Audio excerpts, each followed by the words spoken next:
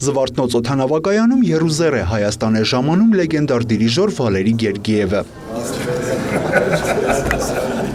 Հայաստանի ազգային ֆիլհարմոնիկ նվագախմբի 100-ամյակը բացառիկ համերգով նշանավորեց աշխարհահռչակ Մարինյան թատրոնի սիմֆոնիկ նվագախումբը գեղարվեստական ղեկավարի Վալերի Գերգիևի մասնակցությամբ։ Մայստրո Գերգիևի այցը Հայաստան պատահական չէ, նշում է Հայաստանի ազգային ֆիլհարմոնիկ նվագախմբի գեղարվեստական ղեկավար եւ գլխավոր դիրիժոր Էդուարդ Թոփչյանը։ Գերգիևի պես բացառիկ եւ ես դա ոչ միայն մեր օրերում եմ ասում, պատմության մեջ ամենաբացառիկ դիրիժորներից մեկը եղել է Հայաստանի ազգային ֆիլհարմոնիկ նվագախմբի գլխավոր դիրիժորը 5 տարի։ Սա իսկապես ոսկե էջ է մեր նվագախմբի կյանքում։ Եվ ցանկությունը միշտ եղել է, որ Գերգիևը գա, միշտ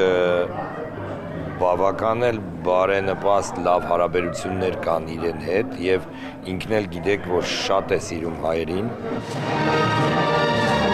40 տարի անց Արամ Խաչատրյան համերգասրահի բեմում երկու համերգով է հանդես գալիս հռչակավոր խմբավարը։ Նախաձեռնությանն աջակցել է Կրթության, Գիտության, Մշակույթի եւ Սպորտի նախարարությունը։ Այս հրավերին կարծում եմ նա վաղուց էր սպասում եւ հաճելի հնարավորություն է 100-ամյակի շրջանակներում հրավիրել մեծանուն, պիտի ասեմ, մեծանուն ու շատ կարեւոր մեր դարի ամենակարևոր դիրիժորներից մեկը Վալերի Գերգիևին Հայաստանում երկու շատ կարևոր համերգների, մեկը իր նվագախմբով, իսկ մեկը մեր ազգային ֆիլհարմոնիկ նվագախմբի հետ։ Ինքը մայստրոն խոստովանում է սիրում է ոչ միայն Հայաստանն ու հայերին, այլև անընդհատ իր հիշողություններում Հայաստանի ազգային ֆիլհարմոնիկ նվագախումբը ղեկավարելու տարիներն է։ Կեսկատակ կեսլուրջ նշում է, որ իր ուսուցիչները ժամանակին ասել են. «Վալերի, եթե դու բեմում ղեկավարել ես 100 հոգանոց հայերի խումբ, ուրեմն քեզ այլևս ոչինչ չի կարող իջեցնել բեմից»։